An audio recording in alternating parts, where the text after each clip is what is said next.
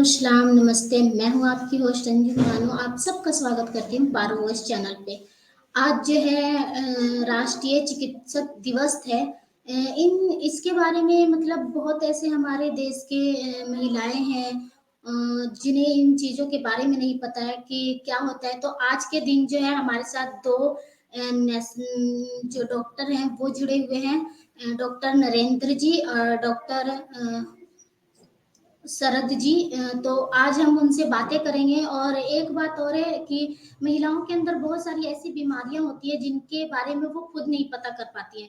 तो आज जो है हम डॉक्टर शरद जी और डॉक्टर नरेंद्र जी से बातें करेंगे और जानने की कोशिश करेंगे। और आइए मैं उनका स्वागत करती हूँ पारवोस चैनल पे। डॉक्टर शरद जी, डॉक्टर नरेंद्र जी, आप दोनों का स्वागत है पारवोस चैनल पे।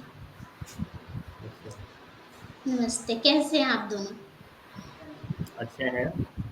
सबसे पहले तो जो है आज राष्ट्रीय चिकित्सक दिवस है, उसकी आप दोनों को बहुत बहुत बधाई हो। और जो हमारे देश के डॉक्टर हैं उन्हें भी आज के दिन का मुबारकबाद देती हूँ मैं। डॉक्टर, मैं चाहूंगी शरद जी की आज के दिन के बारे में। बहुत ऐसी महिलाएं हैं या फिर मैं कहूँ बहुत ऐसी जगह हैं जिन्हें आज के दिन का पता नहीं है। तो आज का जो डे है, जो दिवस है डॉक्टरों के लिए, उसके ऊपर आप थोड़ा सा कुछ बताना चाहेंगे?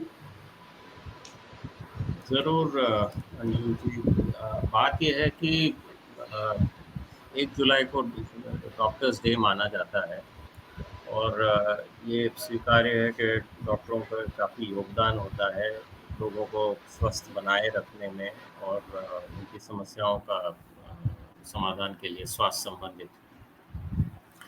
मैं बस एक चीज़ जोड़ना चाहता हूँ कि आपने चिकित्सक शब्द का उपयोग किया है।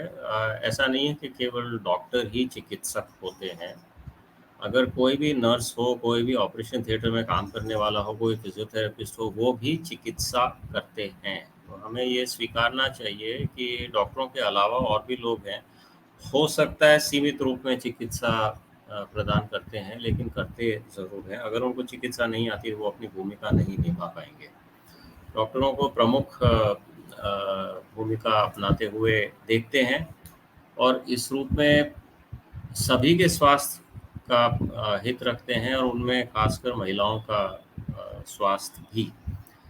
मैंने इसलिए नर्सेस की बात करी क्योंकि अक्सर हमारे देश में दूर दराज के इलाकों में चिकित्सक जो है के रूप में सबसे पहले एक महिला का मिलना एक महिला नर्स प्रसविका से होता है, जो प्रसव संबंधित कार्य भी करते हैं और उन्हीं से कुछ वो देखभाल चाहती हैं और उनको मिलता भी है। और हमें वो ध्यान में रखना चाहिए महिला स्वास्थ्य के संदर्भ में। तो डॉक्टर्स डे है एक दिन डॉक्टरों के बारे में, लेकिन मैं सोच रहा हूँ इसका विस्तार भी हो तो कुछ बुरा नहीं है हमारे देश की महिलाओं के लिए, अन्य के लिए। नरेंद्र जी, मैं चाहूंगी कि आप इस पे भी थोड़ा सा कुछ बताएं। जैसे कि सर ने कहा कि जो यहाँ पे डॉक्टर हैं, नर्स हैं, इन्होंने कहा कि जो महिलाएं हैं उनकी यहाँ पे जो इम्पोर्टेंस है वो जरूरी है, ताकि जो और भी महिला पेशेंट है उन्हें यहाँ पे कंफर्टेबल महसूस हो। आप इस पे क्या कहना चाहेंगे? या सर्वप्रथम तो ये जो आज राष्ट्रीय चिकित्सा दिवस है जी जी। उसकी सभी को बधाई। और जैसा शरद जी ने बताया कि चिकित्सक केवल जो चिकित्सक की जो डिग्री है वो ही नहीं है, मतलब जो भी चिकित्सा करते हैं सभी चिकित्सक ही हैं एक तरह से। पर जी जी। जैसा कि हम जानते हैं कि आज 1 जुलाई को जो ये राष्ट्रीय चिकित्सा दिवस मनाया जाता है वो डॉक्टर विधान चंद्र रॉय जो एक बहुत वरिष्ठ चिकित्सक रहे थे इस देश के, उनका आज जन्मदिन भी है और आज ही उनकी पुण्यतिथि भी है। मतलब वो आज ही के दिन उनकी मृत्यु भी हुई थी, तो दोनों हैं। तो बहुत जी अच्छी बात है कि चिकित्सक हैं वो एक उन्होंने एक दिन इस देश के अंदर निर्धारित कर लिया है। और ये एक तरह से चिकित्सा के क्षेत्र में जो चिकित्सा देने वाले हैं वो उनको मनन करने की ज़रूरत है, विचार करने की ज़रूरत है, कुछ चिंतन करने की इस तरह से ज़रूरत है जिससे कि वो ये सोचें कि वो जो हमारा जो उनका व्यवसाय है, मतलब वो चिकित्सा जो प्रदान करते हैं, जिसके लिए उन्होंने शैक्षणिक योग्यता प्राप्त की है, उसको वो किस प्रकार से रोगियों को बेहतर तरीके से उपलब्ध करा सकें। क्योंकि हम जानते हैं कि कोई भी मनुष्य जो जन्म लेता है वो कभी ना कभी अपने जीवन काल में रोगग्रस्त अवश्य होता है, और जब वो रोगग्रस्त होता है तो उसको चिकित्सा की आवश्यकता होती ही होती है। क्योंकि हमने चिकित्सा विज्ञान विकसित किया है, तो किस प्रकार से हम वैज्ञानिक प्रणाली से चिकित्सा उपलब्ध कराएं, अंग्रेजी में बोलते हैं साक्ष्य के आधार पे, मतलब एविडेंस के आधार पे अधिक से बेहतर चिकित्सा उपलब्ध कराएं। और कोई जी, जी। चिकित्सा की आवश्यकता है, चाहे वो महिलाएं हैं, चाहे बच्चे हैं, चाहे बुजुर्ग हैं, चाहे कोई अपंग है, कोई भी व्यक्ति हैं, उन सबको बिना किसी संकोच के, बिना किसी बाधा के उनको चिकित्सा उपलब्ध कराएं। इस तरह की एक चिंतन मनन आज के दिन सभी चिकित्सकों को करनी चाहिए। और वैसे तो चिकित्सकों के अलावा आजकल हर व्यवसाय के लोग अपना कोई ना कोई दिन मनाते हैं। अभी पिछले शनिवार को ही सांख्यिकी लोगों ने अपने अपना दिवस मनाया था, उससे पहले कोई चार्टर्ड अकाउंटेंट्स हैं वो भी अपना दिवस मनाते हैं, इंजीनियर्स हैं वो भी अपना दिवस मनाते हैं। तो अच्छा है कि एक कोई दिन निर्धारित हो और उस दिन इन सब पे चिंतन किया जाए और अपने आप को रिकमिट किया जाए, मतलब और ज़्यादा प्रतिबद्ध किया जाए कि हम अपना जो काम करेंगे वो बिल्कुल एक आदत के साथ अपना काम करेंगे। तो नरेंद्र जी, जैसे कि मैं बात कर रही थी, आपने कहा कि मैं एक टाइम पे जो है डॉक्टर जो है आज के टाइम पे बहुत ज़रूरी है, खास करके उन लोगों के लिए जो गरीब तबके की होते हैं, जैसे कि गरीब महिलाएं, उन्हें पता ही नहीं होता है कि उनके अंदर बीमारी आई कहाँ से। तो इसके ऊपर आप कुछ कहना चाहेंगे कि वो किस तरीके से उन बीमारियों का सामना करें, या फिर किस तरीके से सरकारी चीज़ों का फ़ायदा उठा सकती है, दवाई हो गए, डॉक्टर हो गए, क्योंकि आपको पता है बहुत ऐसी जो फैमिली है जो एक टाइम कमाती है, एक ही टाइम खाती है, तो उनके लिए वहाँ तक जाना इम्पॉसिबल होता है, या फिर हम कहें वो जाना ही नहीं चाहते हैं। वो कहते हैं नहीं, छोटी-मोटी दवाई ले ली, हम ठीक हो जाएँगे। तो वो कैसे सरकारी चीज़ों का लाभ उठा सकते हैं, दवाई का, टेस्ट का, या फिर और भी बहुत सारी ऐसी चीज़ें हैं। तो उसके ऊपर आप क्या कहेंगे शरद जी?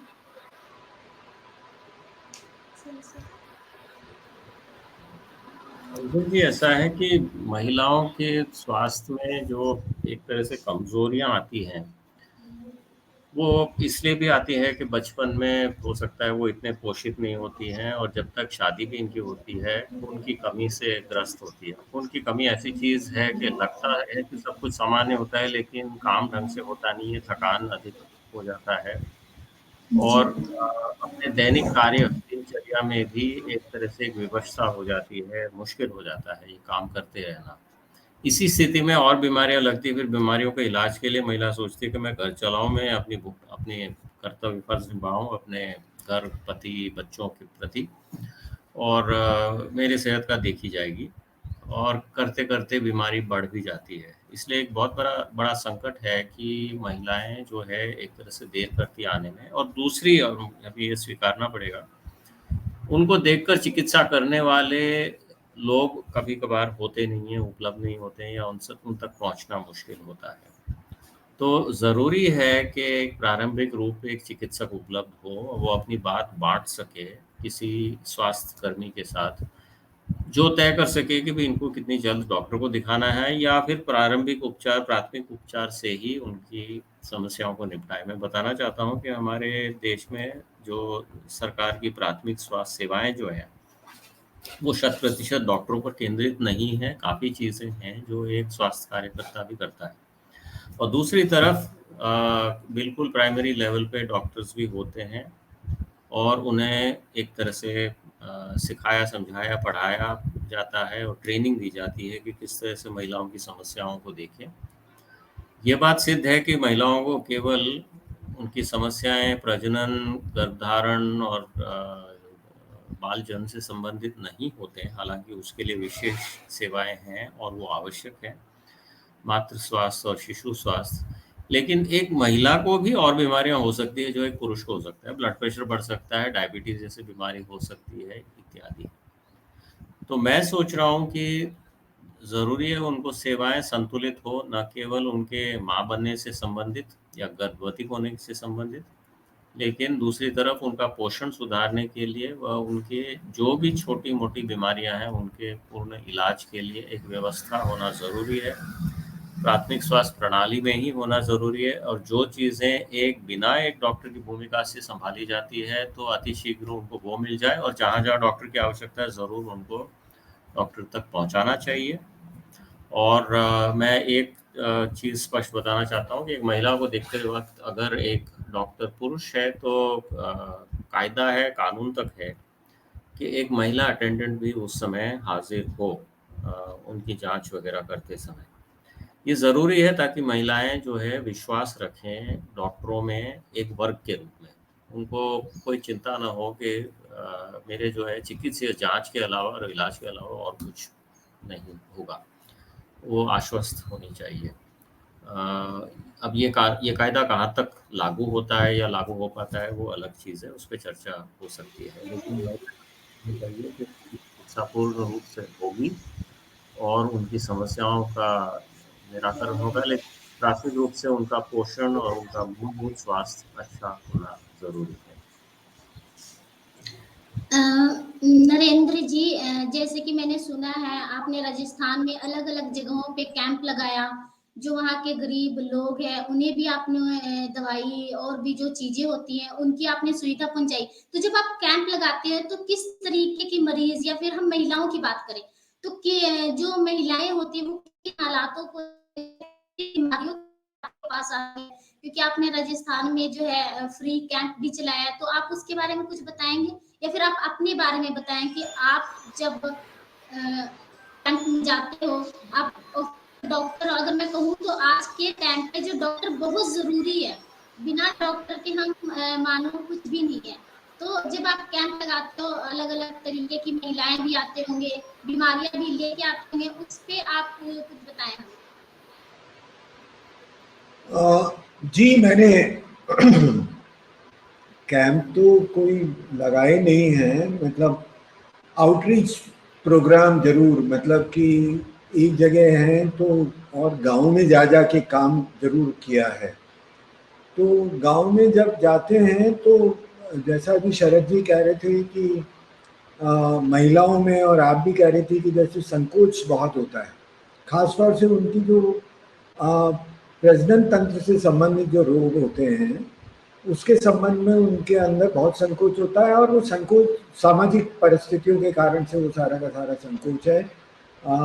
हमारी जिस तरह की सामाजिक ताना-बाना है, उस ताने-बाने में महिलाओं के और ख़ास तौर से जो प्रजनन तंत्र से संबंधित जितनी भी बातें हैं, उनके बारे में खुल के बहुत आसानी से बात होती नहीं है। और चूँकि वो खुल के बात नहीं होती है, इसके कारण से जैसा शरद जी ने भी कहा कि सब तरह के रोग जैसे पुरुष को हो सकते हैं, उसी तरह के रोग महिलाओं को भी हो सकते हैं। पर जो प्रजनन तंत्र के रोग हैं, वो पुरुष की तुलना में महिलाओं को बहुत अधिक इसलिए होते हैं क्योंकि उनके प्रजनन तंत्र काफ़ी बड़ी संख्या में होते हैं, क्योंकि उनको गर्भधारण करना होता है और प्रसव होता है, बच्चे को जन्म देना होता है, और उससे संबंधित कई तरह की व्याधियाँ, कई तरह के रोग होने की संभावनाएं बहुत अधिक होती हैं। और हमारा भारत जैसा देश, जहाँ पर अभी भी हम ये कह सकते हैं कि लगभग 70% हमारी जो जनसंख्या है वो अभी भी जो हमारी मूलभूत सारी आवश्यकताएं हैं उनसे अभी भी वंचित है कई कई दृष्टिकोण से। तो जिस तरह की अपने शरीर की व्यवस्था वो कर सकते हैं, चाहे वो पोषण से संबंधित है, चाहे वो उनके अपने साफ सफाई से संबंधित है, चाहे वो किस आयु में वो विवाह कर रही हैं, किस आयु में वो गर्भ धारण कर रही हैं, ये सारी जो व्यवस्थाएं हैं ये अभी तक बहुत हमारी व्यवस्थित हुई नहीं है। और इसको जो हमारी जो मेडिकल साइंस है, मतलब हमारी जो चिकित्सकीय जो हमारा ज्ञान है, उसके साथ उसको मिला के कभी अभी तक देखा नहीं है। जैसे हमारा चिकित्सकीय ज्ञान ये बताता है कि ज़्यादा अच्छा ये होगा कि अधिकतर महिलाएं 18 वर्ष 19 वर्ष से पहले अपना गर्भ धारण ना करें, पर अभी भी हम देखते हैं कि बहुत बड़ी संख्या में महिलाएं, खासतौर से उत्तरी भारत में बहुत बड़ी संख्या में महिलाएं अभी भी कम आयु में विवाहित हो जाती हैं, गर्भ धारण कर लेती हैं और इस तरह की चीज़ें होती हैं, और वो उनके जो शरीर पे, पूर्ण शरीर पे और उनके प्रजनन तंत्र पे बहुत ही विपरीत प्रभाव डालती है। तो इस तरह की चीज़ें बहुत होती हैं। और फिर जैसे संकोच है, फिर हर एक, अभी भी सबको ये लगता है कि अगर हमको कहीं चिकित्सा प्राप्त करनी है तो उसके लिए पैसा खर्च होगा, तो वो पैसे की उपलब्धता, समय की उपलब्धता, और जिस तरह की हमारी पितृसत्तात्मक व्यवस्था है उसमें महिलाओं को उस दृष्टिकोण से इतना महत्वपूर्ण नहीं मानते हैं जितना पुरुषों को मानते हैं। तो ये सारी चीज़ें मिला करके महिलाओं को एक वंचितों में भी अतिरिक्त वंचित मान सकते हैं। जैसे कि एक तो आर्थिक निर्धनता है, सामाजिक निर्धनता है, पर ये लैंगिक निर्धनता और है, लैंगिक असमानता और है। तो ये तीनों मिल करके हमारी बहुत बड़ी जो महिलाओं की संख्या है वो हमेशा एक वंचित स्थिति में रहती हैं। वो चिकित्सा के दृष्टिकोण से भी वंचित रहती हैं। तो हमारे देश तो अब एक तरह से स्वतंत्र देश है, यहाँ पर सबको बराबरी का अधिकार है, चाहे महिला हो चाहे पुरुष हो। पर जिस तरह से हमारी व्यवस्था बनी हुई है उसके कारण से वो अभी भी जो उचित चिकित्सक परामर्श और चिकित्सा उनको प्राप्त करनी है उनके अपने रोग के लिए, वो उतनी उपलब्ध नहीं है जितनी कि उनको होनी चाहिए। और इसके कारण से उनके ऊपर रुग्ण भार जिसको हम कह सकते हैं वो बहुत अधिक। जैसे कि नरेंद्र जी ने बताया कि महिला की जो हेल्थ है वो देश के लिए कितना वो है, तो इसके ऊपर जो है हम नरेंद्र जी से ही आगे बात करते हैं और इन इसके ऊपर हम उनसे और आगे नरेंद्र जी आप इसके ऊपर कुछ आगे और बता सकते हैं हाँ, सर। आगे आप बताएं तो मैं मतलब यही बताने की कोशिश कर रहा हूँ कि जैसा शरद जी ने भी ये कहा कि बहुत ज़्यादा आवश्यकता इस बात की है कि हम कैसे प्राथमिक स्तर पे, मतलब महिलाओं, मतलब परिवारों के जितना निकट हम चिकित्सा व्यवस्था, उचित चिकित्सा, आवश्यक चिकित्सा व्यवस्था को उपलब्ध करा सकें, तो वो एक सबसे महत्वपूर्ण कदम होगा। और दूसरा और महत्वपूर्ण कदम ये होगा कि हमको महिला और समाज, मतलब परिवार, महिला, समाज, सबको इस बात के लिए और प्रेरित करना होगा कि जैसे हम जी चिकित्सा में ये है कि जितना जल्दी आपको कभी अस्वस्थता महसूस हो, अस्वस्थता का भान हो, तो आप तुरंत प्रभाव से उसके लिए चिकित्सक का सलाह लें, तुरंत चिकित्सा केंद्र पे जाएं और उसके बारे में अधिक जानकारी प्राप्त कर, अगर चिकित्सक का आवश्यक समझते हैं तो उपचार प्राप्त करें। पर अगर आप ये नहीं करते हैं और लंबे समय तक इसको छोड़ देते हैं तो उसके कारण से आपके जो साधारण रोग है वो गंभीर परिस्थिति में बदल सकता है।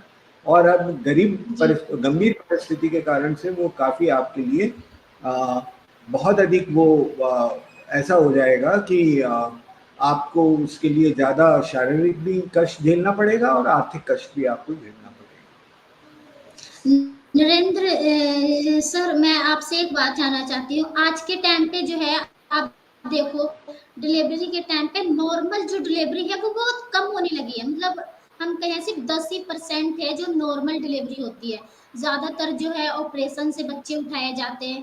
तो इसकी क्या वजह है कि मतलब अब जो है नॉर्मल डिलीवरी दिन ब दिन घटती चली जा रही है मेरे को लगता है इसका कि महिलाओं ज़्यादा को अच्छा ऐसा उत्तर, शरद जी दे सकते हैं, क्योंकि वो इसके अंदर काफ़ी गहनता से कार्यरत हैं। तो जी शरद जी सर, से अनुरोध कर। जो है थोड़ा सा, जी सर, थोड़ा सा हट चुके हैं, तो आप इस सवाल का थोड़ा सा जवाब दे दें। अच्छा, ओके ओके। तो देखिए कि ऐसा नहीं है कि केवल 10% ही साधारण प्रकार से प्रसव हो रहे हैं। लगभग आप ये मानिए कि 70% तो प्रसव अभी भी ऑपरेशन के बिना, मतलब जो हमारा प्राकृतिक विधि है उसी के अनुसार होते हैं। पर 30% के आसपास हम ये मान सकते हैं कि अब ऑपरेशन से होने लगे हैं, और उसमें भी जो ऑपरेशन से हो रहे हैं वो अधिकतर जो निजी चिकित्सक केंद्र हैं उन्हीं में हो रहे हैं, प्राइवेट अस्पतालों में हो रहे हैं, ना कि सरकारी अस्पतालों में। सरकारी अस्पतालों में काफ़ी कम हो रहे हैं, सरकारी अस्पतालों में तो जब आवश्यकता है तभी हो रहे हैं। पर जो प्राइवेट हॉस्पिटल है वो चूंकि ऑपरेशन के माध्यम से अगर वो प्रसव कराएंगे तो उसमें उनको पैसा अधिक मिलेगा। और अभी ऐसा भी हो रहा है कि बहुत सारी महिलाएं अपनी तरफ से भी ये कह रही हैं कि है ना, हमको तो ऑपरेशन के थ्रू ही आप हमारा प्रसव कराएं। तो ये भी एक बात है, और उसके लिए निरंतर जो हमारे जैसे लोग चिकित्सक हैं वो आवाज़ भी उठा रहे हैं कि ये इस तरह का जो अनएथिकल काम हो रहा है, इस अनएथिकल काम को रोका जाए। नरेंद्र जी, जैसे कि सर जुड़ चुके हैं। जी, शरद सर, तो आज अभी जो है हम आप ये जी प्रश्न शरद जी से भी पूछ सकती हैं। जी जी शरद सर, अभी जो है हम नरेंद्र सर से बात कर रहे थे कि आजकल जो है डिलीवरी की हम बात करें तो ज्यादातर डिलीवरी जो है ऑपरेशन में हो रहे हैं। नॉर्मल डिलीवरी बहुत ज्यादा, मतलब दिन ब दिन उनकी जो वो है वो घटते चली जा रही है। नॉर्मल जो बच्चे हैं दिन ब दिन कम होते जा रहे हैं और ऑपरेशन वाले ज्यादा होते जा रहे हैं। तो ये महिलाओं के अंदर कुछ कमी की वजह से है, या फिर वो बच्चा नॉर्मल ऑब्जर्व ही नहीं कर सकती है, इसकी वजह से है? आप इस पे थोड़ा सा कुछ बताएं। नरेंद्र सर ने भी इस पे थोड़ा सा कुछ बताया है। अंजुम जी, आपकी बात ये तो सही है कि ऑपरेशन द्वारा जो प्रसव हो रहे हैं वो बढ़ रहे हैं, उनका अनुपात बढ़ रहा है, लेकिन अभी वो आधे से ज़्यादा नहीं हुए हैं। ऐसा नहीं है कि अधिकांश वही हो रहे हैं।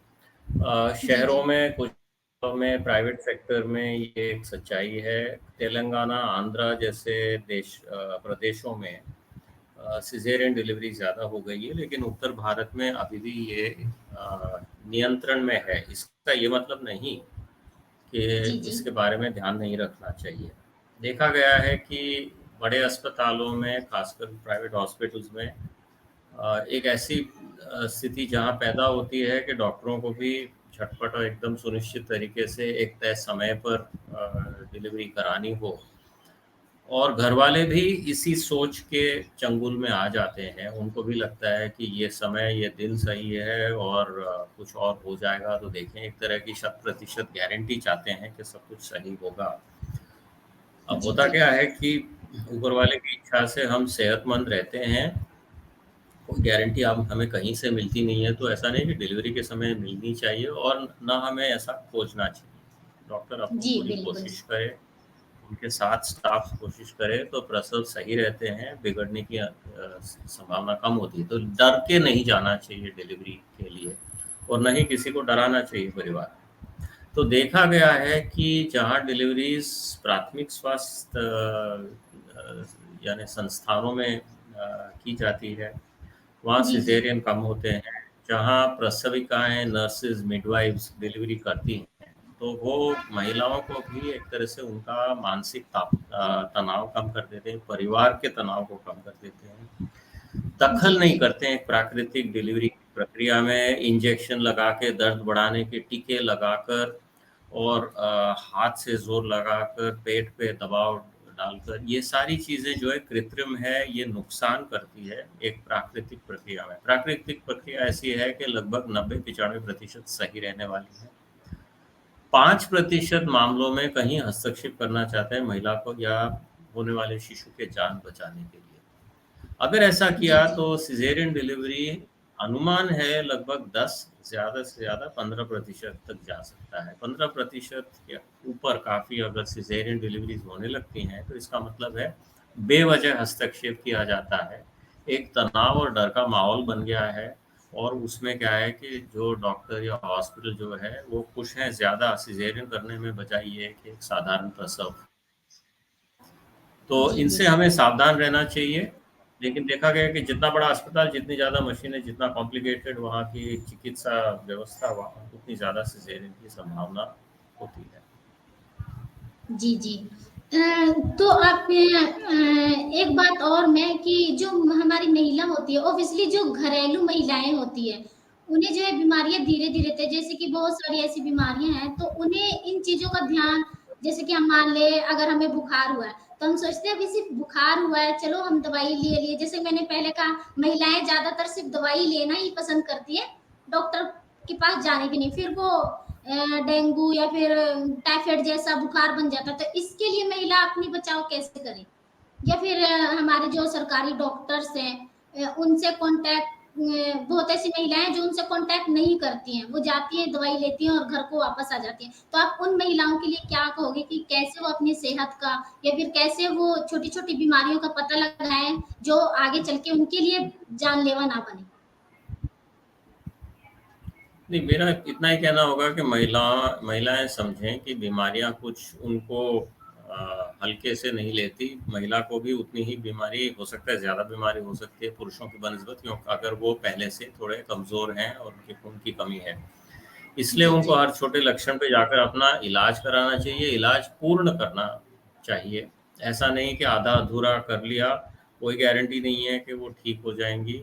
और अगर उनकी सेहत बिगड़ी तो एक तरह से परिवार पर एक दुष्प्रभाव पड़ता है, परिवार का रूटीन बिगड़ जाता है। तो एक तरह से उनके कंधों पे ज़िम्मेवारी बहुत होती है, पारिवारिक, आर्थिक ज़िम्मेवारी होती है। और ऐसी स्थिति में स्वयं के लिए व परिवार के लिए अनदेखा करने से कोई फ़ायदा नहीं होता है। अब होता क्या है कि अगर परिवार वाले सोचते हैं कि महिला अपने आप ठीक रहेगी मशीन की तरह और बस हमें कुछ करना नहीं है, तो वो भी गलत है। ये परिवार की ज़िम्मेवारी है। घर में जो वरिष्ठ लोग हैं, बुज़ुर्ग हैं, मुखिया हैं, उनके पति हैं और अन्य लोग हैं, उनकी ज़िम्मेवारी है कि अगर इनको कोई लक्षण है, कोई समस्या है, तो उँगली उठाकर ये ना कहे कि भई ये तो प्राकृतिक रूप से कमज़ोर है, बीमार होती रहती है। उल्टा उनके जाकर इलाज कराएँ। उसमें क्या है कि महिला के ध्यान में रखते हुए उनके लिए भी अच्छा है और उनके पूरे घर खानदान सर, के लिए ये अच्छा होता है। मैं आपसे एक सवाल और करना चाहूँगी।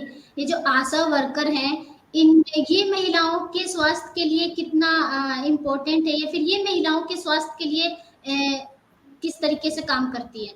नरेंद्र सर, ये सवाल आपके लिए भी है, इसका थोड़ा-सा आप हमें बताएँ ताकि हमारे जो दर्शक हैं, जो आपको देख रहे हैं, जो महिलाएँ हैं, जो आप दोनों को सुन रही है, ताकि वो आप दोनों से कुछ समझ सके कि बहुत ऐसी महिलाएँ हैं जो गाँव में रहने के बावजूद भी आशा वर्कर तक नहीं जाती है। बहुत ऐसी आशा वर्कर हैं जो गाँव में रहने के बाद महिलाओं तक नहीं पहुँच पाती है। तो इनके बारे में आप थोड़ा-सा हमें बताएँ कि आशा वर्कर जो है महिलाओं के स्वास्थ्य के लिए किस तरीके से काम करती है?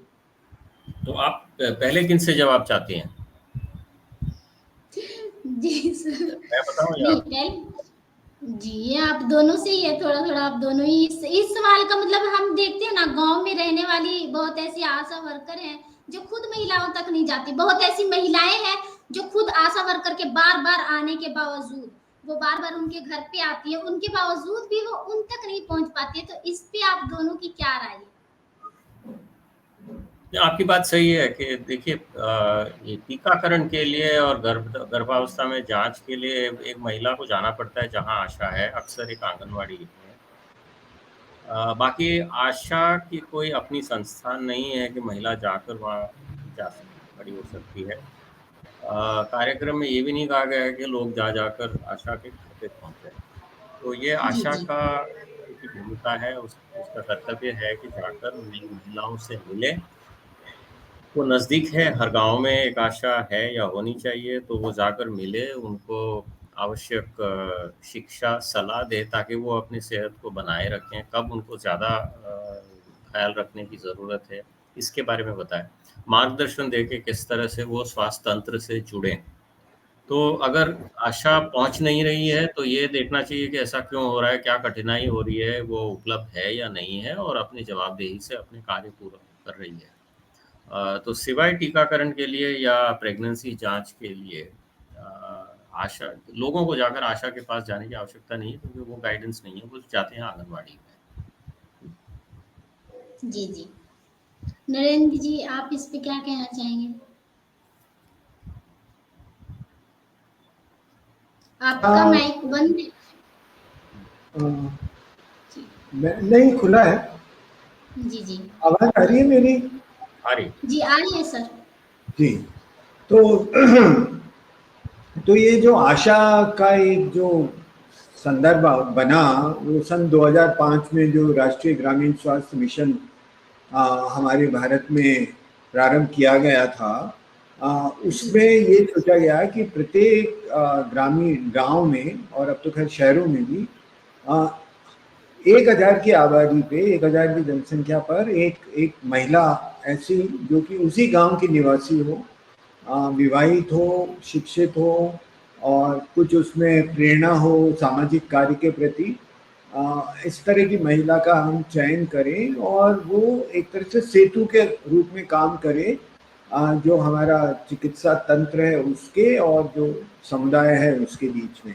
और जो बीच की जो परेशानियां आ रही हैं उन परेशानियों को किसी प्रकार से दूर दूर करके चिकित्सा तंत्र को नागरिकों के समक्ष और नज़दीक लेके जाए और नागरिकों को चिकित्सा तंत्र के समक्ष लेके जाए, जिससे कि कुछ हम बेहतर स्वास्थ्य सूचकांक प्राप्त कर सके, मतलब बेहतर स्वास्थ्य स्थिति प्राप्त कर सके गाँव में। ये मुख्य रूप से उद्देश्य था और उसी उद्देश्य के अंतर्गत जैसे कि महिला और बच्चों में सबसे अधिक मतलब उनमें रोग होने की संभावनाएं सबसे अधिक उन्हीं में होती हैं, तो उस पर उनको विशेष रूप से ध्यान देने की आवश्यकता सोची गई। और चूंकि हर 1000 की जनसंख्या पर एक आशा है और लगभग 3 से 5 हज़ार की आबादी पर अब जिनको हम बोलते हैं हेल्थ एंड वेलनेस सेंटर वो हैं, तो उस पे तो हमारी प्रशिक्षित नर्स होती ही हैं, कम से कम एक तो होनी होती है। तो वो मिलकर के किस प्रकार से विशेष रूप से बच्चों का और महिलाओं के स्वास्थ्य के प्रति कार्यरत हो, दोनों सभी तरह के काम करें, मतलब रोकने का, रोग ना हो उसका भी, जैसे टीकाकरण है या गर्भवती महिला है उसकी जो काम, जो गर्भवती महिला है उससे संबंधित जो जांच करनी है और उसको जो चिकित्सा उपलब्ध करानी है वो सब करें। और उसके अलावा भी अन्य जो काम है वो भी करें। और आशा के साथ साथ ही जैसा आप जानती हैं कि हर गांव में, हर राजस्व गांव में समितियां भी बनाई गई हैं, ग्राम स्वास्थ्य स्वच्छता एवं पोषण समिति बनाई गई है। तो उनके थ्रू, जिसमें की आशा सचिव है और वहाँ का जो चुना हुआ पंचायत का जो व्यक्ति है वो उसका अध्यक्ष है, तो वो सब मिल करके गांव की स्थिति को कैसे बेहतर बनाएं, कैसे अच्छा बनाएं, जिससे कि अच्छे स्वास्थ्य लाभ प्राप्त हो और जो रुग्ण भार है उसमें कमी आए। पर अक्सर ये देखा गया है कि जो ग्रामीण क्षेत्र में जो समुदाय है वो अभी भी आशा पे उसका उतना विश्वास नहीं है और उन दोनों के बीच में एक किसी तरह की अभी भी एक दूरी बनी हुई है, खाई बनी हुई है। और उसके कारण से अगर कोई रोगग्रस्त होता है, चाहे वो पुरुष हो, महिला हो, बच्चा हो, तो वो आशा को संपर्क नहीं करते हैं। उसके बनस्पत वो, जैसा आप कह रही हैं कि वो कहीं भी दवाई लेने चले जाते हैं, तो दवाई लेने अधिकतर वो कहाँ जाते हैं? क्योंकि अभी भी हमारे देश में और खास विशेष रूप से उत्तरी भारत में तो बहुत बड़ी संख्या में अप्रशिक्षित चिकित्सक हैं जिन्होंने किसी तरह का, उनके पास कोई औपचारिक शिक्षा प्राप्त नहीं की है चिकित्सा की, चाहे नर्सिंग हो चाहे डॉक्टरी हो, और वो इलाज करते हैं और उनके पास बहुत बड़ी संख्या में अभी भी रोगी जाते हैं, तो उनके पास वो चले जाते हैं। तो आवश्यकता यह है कि चूंकि आशा 1000 की जनसंख्या पे है, तो लगभग 2 से 250 घर उसको देखने होते हैं। तो आशा का भी ये एक दायित्व है कि वो जितने भी 200 से 250 घर हैं उनमें प्रत्येक घर में स्वास्थ्य की स्थिति क्या है, कोई रोग कोई ऐसे व्यक्ति तो नहीं है उन परिवारों में जो कि गंभीर या निरंतर जो हमारे बने रहते हैं रोग, जैसे जिनको गैर संचारी रोग कहते हैं, उनसे ग्रसित तो नहीं है, टीबी से ग्रसित तो नहीं है, HIV से ग्रसित तो नहीं है। इस तरह के जितने भी हैं उन सब की पूरी जानकारी उसको उपलब्ध होनी चाहिए और समय समय पे वो उनका पता भी करते रहना चाहिए। साथ में जो हमारे चिकित्सा तंत्र के लोग हैं वो भी उनके साथ मिलके और उसको एक तरह से उसको बल दें, उसको हिम्मत बनाएं और उनके साथ मिलके काम करें। पर इन सब चीज़ों में अभी बहुत, हालांकि 2005 में ये कार्यक्रम शुरू हुआ और अब 20 साल होने आ रहे हैं इसको, पर अभी तक जिस उद्देश्य से, जिस लक्ष्य से, जिस भावना से इस कार्यक्रम को प्रारंभ किया गया था, उसके वो वांछित जो प्राप्त होने चाहिए थे वो प्राप्त नहीं हुए। तो अभी भी इस पे करने की बहुत आवश्यकता है कि कैसे हम इसको और बेहतर करें और कैसे उसके माध्यम से हम जो बेहतर स्वास्थ्य की परिकल्पना कर रहे हैं कि हमारे जो गैर संचारी रोग, सभी तरह के रोग उनमें रोकथाम आए, उसमें आशा बहुत महत्वपूर्ण भूमिका निभा सकती है। और निरंतर एक कोशिश भी रहती है कि आशा से अधिक इसको जोड़ा जाए, पर जोड़ने के बावजूद भी जो स्थितियाँ हैं वो अभी भी ऐसी हैं जिनमें हम ये नहीं कह सकते हैं कि हमने जो सोचा था वो प्राप्त हुआ। शरद जी, आपने बहुत अच्छे तरीके से समझाया। नरेंद्र जी, आपने भी बहुत अच्छे तरीके से समझाया कि आशा वर्कर कितना इम्पोर्टेंट है और किस तरीके से वो काम करती है। मैं चाहूंगी कि थोड़ा सा शरद जी आप अपने बारे में, या फिर हमने बहुत चीजों के ऊपर बात की, जैसे कि महिलाओं की बीमारियों के ऊपर भी बात की। शरद नरेंद्र जी ने अपने बारे में भी बताया, तो उसी तरीके से मैं चाहूंगी आप थोड़ा सा अपने बारे में भी बताएं। मैं बस ये बताना चाह रहा हूँ कि ये जो मामला है कि गर्भधारण और उसके बाद में प्रसव की जो समस्या है, हमने जी जी कार्य किया है दक्षिण राजस्थान में, जो है कि एक आदिवासी बहुल इलाका है, और यहाँ कार्य करते जी हुए जी लगभग 26-27 साल होने वाले हैं। हमने देखा कि ग्रामीण इलाकों में अक्सर प्रसव घरों में हो रहे थे, और अगर मामला बिगड़ा, महिला को कोई समस्या हो गई, जैसे कि खून बहने लगा या जी जी होने वाला बच्चा अटक जाता, तो वो आगे कहीं कोई देखभाल के लिए आगे नहीं जाते थे, जा पाते थे। मातृ मृत्यु बहुत ज़्यादा हो रही थी और सेवाएं भी बहुत निम्न थी। हमें ये साफ पता था कि डॉक्टर जैसे लोग जाकर इस अंदरूनी इलाकों में ऐसे जगहों पर रहेंगे नहीं। तो हमने नर्स प्रसविकाओं द्वारा, ये जो एएनएम जीएनएम होते हैं, उनको विशेष और ट्रेनिंग देकर 24 घंटे उनको तैनात किया, जी जी यानी साथ में 3-3, 4-4 की ड्यूटीज लगी, उनके रहने की व्यवस्था करी, उनको प्रशिक्षण के फलस्वरूप इतना सक्षम बनाया कि वो पहचान सके कि डिलीवरी सही चल रही है, गर्भावस्था में सब कुछ सही चल रहा है या नहीं। जिसके अंतर्गत फिर इन्होंने महिलाओं की देखभाल करना शुरू किया, डिलीवरीज करना शुरू कर दिया, और काफ़ी सफलतापूर्वक पहचान सके वो 6 से 9% जिनमें कोई चिकित्सीय और दखल की ज़रूरत थी, हस्तक्षेप की, और उनको फिर गाड़ी की व्यवस्था करके बड़े अस्पताल भेज दिया, सरकारी अस्पताल पर, जहाँ लगभग सभी की जानें बचाई गई। ऐसा करते-करते सन 1999 से इस साल के मार्च तक साढ़े अभी 17,000 अभी का फॉर्म बस है ना, थोड़ी डिलीवरी देर। है जी ऐसे जी नर्सेज द्वारा, यानी डिलीवरीज हुई है बिना डॉक्टर के। तो बिना डॉक्टर के प्राथमिक उपचार हो सकता है। अब आप मुड़ के कहोगे कि अच्छा, इसका मतलब है कि डॉक्टरों की ज़रूरत नहीं, इससे गलत और कुछ नहीं होगा। क्योंकि जब हालत बिगड़ती है, वो लगभग 8 से 10% महिलाओं में या उनके शिशुओं में जन्म के बाद, तब डॉक्टर की सख्त ज़रूरत पड़ती है। अस्पताल जी जी में वो बिल्कुल। सारे उपकरणों की और डॉक्टर सपोर्टिंग स्टाफ की ज़रूरत पड़ती है, इमरजेंसी केयर की ज़रूरत पड़ती है, सिज़ेरियन ऑपरेशन की ज़रूरत पड़ती है। जी जी तो कहने का मतलब है कि मुद्दा ये नहीं है कि डॉक्टर अच्छे हैं या गैर डॉक्टर अच्छे हैं, ये बिल्कुल गलत सोच है। ये एक टीम वर्क करना ज़रूरी है, लेकिन प्रारंभिक तौर पर फर्स्ट लेवल पे हर चीज़ में एक डॉक्टर का मौजूद होना ज़रूरी नहीं है। अगर हम बाकी लोगों को ट्रेनिंग दे सकें, तो महिलाओं का काफ़ी स्वास्थ्य वो प्रत्यक्ष रूप से सुधार सकते हैं। उनको पता होना चाहिए, और ये मैं सोच रहा हूँ जीवन का सच है, हमको पता होना चाहिए कि हमें क्या आता है, हमें ये भी पता होना चाहिए कि हमें क्या नहीं आता। और जी वहाँ वो बिल्कुल। सब करने की कोशिश नहीं करनी चाहिए। हमें पता होना चाहिए कि कब किसी और जने को हमें सफलतापूर्वक एक व्यक्ति को, एक मरीज़ को पहुँचाना चाहिए, ताकि देखभाल फिर एक अलग स्तर पर हो सके। अक्सर ये होता नहीं। फर्स्ट लेवल पे प्राथमिक स्तर जी पर जो जना चिकित्सा कर रहा है ना, वो जाकर कुछ ज़रूरत से ज़्यादा करते रहते हैं, कोशिश करते रहते हैं। फिर वो खतरे की क्षेत्र में पहुँच जाता है। और कहीं-कहीं क्या है, हमने चिकित्सकों भी को भी देखा है, जो प्राथमिक रूप से उनको जो उपचार करना है, करते नहीं हैं, सब महिलाओं को अस्पताल भेज देते हैं, पुरुषों को भी भेज देते हैं उनकी अपनी बीमारियों के लिए। उससे क्या हो जाता है कि अस्पताल पर बोझ बढ़ जाता है और जो primary health centre, community health centre जो है, अपनी पूर्ण भूमिका निभाती नहीं है।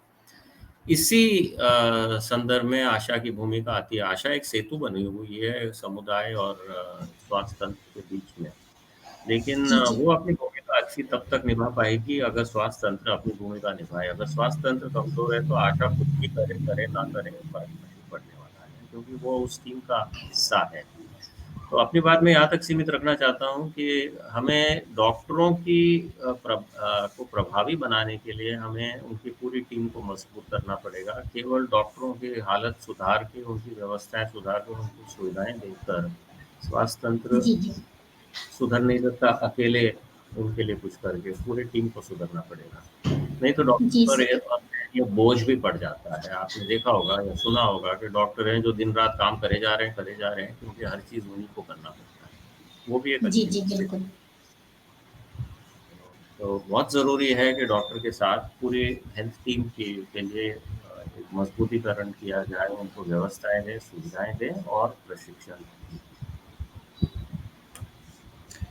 नरेंद्र जी, शरद जी, आप दोनों ने जो है बहुत अच्छे से हमें समझाया और नरेंद्र जी, शरद जी, आप दोनों पारो वॉइस चैनल पे आए। आपने अच्छी-अच्छी बातें भी हमें बताई। मैं उम्मीद करती हूँ कि जो हमारे दर्शक हैं, वो आपसे कुछ सीखें, वो आपकी से कुछ समझें और उन्हें थोड़ा-सा जो है डॉक्टरों के बारे में जो आपने बताया, उन्हें हमारे जो दर्शक हैं, इन चीज़ों पे काम करना शुरू कर दें। आप दोनों ने बहुत अच्छे से हमें समझाया और हमसे जुड़ने के लिए आप दोनों का बहुत-बहुत धन्यवाद। धन्यवाद। धन्यवाद।